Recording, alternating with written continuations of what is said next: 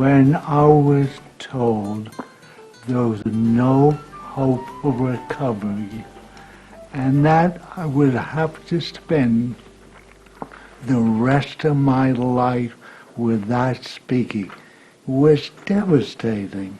When Mike was told that he would not speak again, that was almost the end of the world because Mike was very, very high verbal. Well, we were not about to accept all that. We didn't even know the word aphasia because the neurologist never told us, or if he did, never explained what it was. We had to go out and search the world to find out what Mike's malady was. We did, and we're grateful today that he is speaking so beautifully and helping others. The purpose of this program is to shine a bright spotlight on the condition known as aphasia, its causes, its effects on those who suffer with it, and its impact on family members. What is aphasia? The National Aphasia Association defines aphasia as an impairment of the ability to use or comprehend words, usually acquired as a result of a stroke or other brain injury. A stroke occurs when there is reduced blood flow to the brain, either due to a blood clot or a break in a blood vessel. Currently, over 1 million Americans have been diagnosed with aphasia. That's more than those suffering from Parkinson's disease, muscular dystrophy, multiple sclerosis, or cerebral palsy. Yet aphasia remains in the shadows, not only to the general public, but to the medical profession as well. The most obvious manifestation of aphasia is in the area of speech. Some with aphasia speak in short, meaningful phrases. I don't know, 'cause speech is this, so, Others speak in long sentences that have no meaning at all. Yeah, they were fun. I liked it.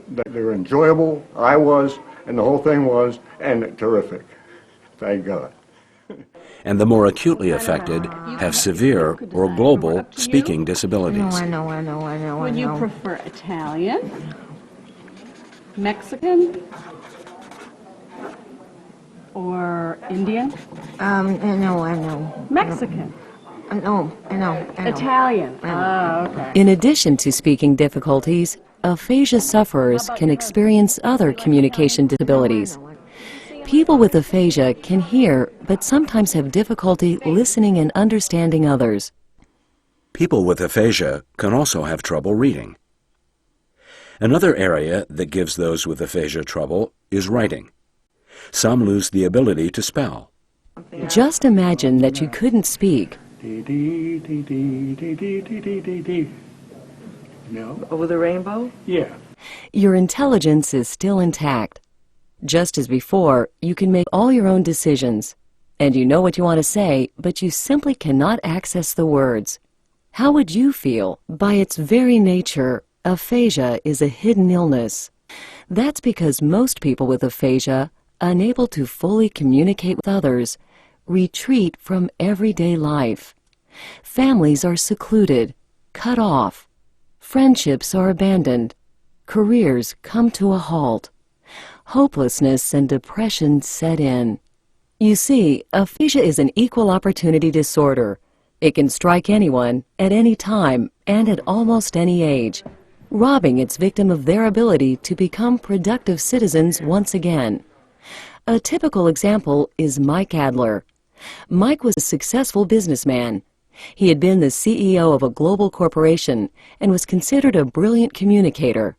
Then, one day in 1993, Mike Adler had a stroke. Recovering from the stroke was only the first challenge. Facing a lifetime with aphasia would require all the strength Mike and Elaine Adler had. The impact of aphasia on daily life for the survivor and family can be profound and devastating. Now I can read and write, and now I help facilitate something that I cried so many hours that I couldn't read to my son, because this is something that I used to do every night with my son, to read. And I couldn't after my stroke. You know, I got older, as you can see, and I got very, was just something I wasn't, I never said a word. I hated that.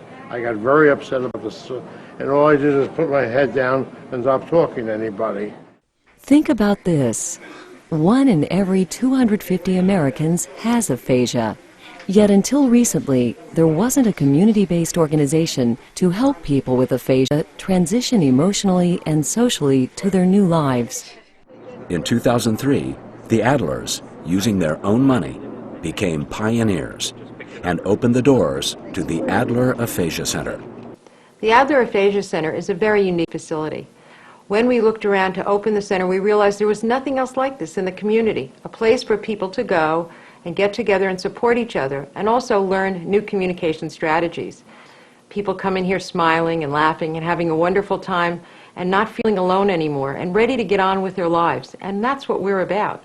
The members begin their day with a half-hour informal meet and greet session that takes place in the kitchen. After that, the members attend communication-focused group activities, lectures, and classes, facilitated by a licensed speech pathologist or trained professional staff. A dedicated group of volunteers, some of whom have aphasia, serve as communication partners and coaches. Here, aphasia is the norm. They're all in the same boat. They understand one another, they encourage each other.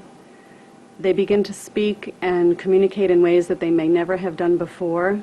And for some of our members, that can mean 5 to 10 years post-stroke.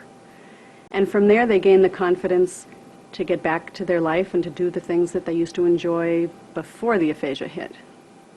The members practice life skills, such as using the telephone, ordering from a menu, shopping and cooking, and writing and spelling classes. Discussion groups covering a host of topics provide a non-threatening environment to practice speaking and share ideas with others.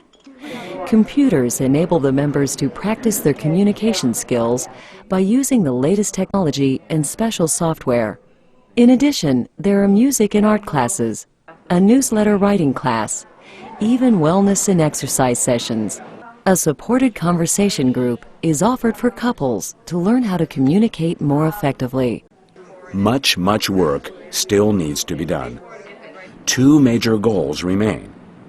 The first is to provide a successful prototype for future aphasia centers. And second, aphasia must emerge from the dark. Membership in the Adler Aphasia Center is not covered by insurance. Unfortunately, fees cover only 10% of the center's operating budget.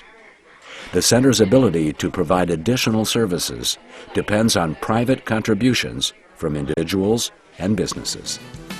We hope this program has helped you understand what aphasia is, the important life-saving work being done by the Adler Aphasia Center, and the critical work that still lies ahead.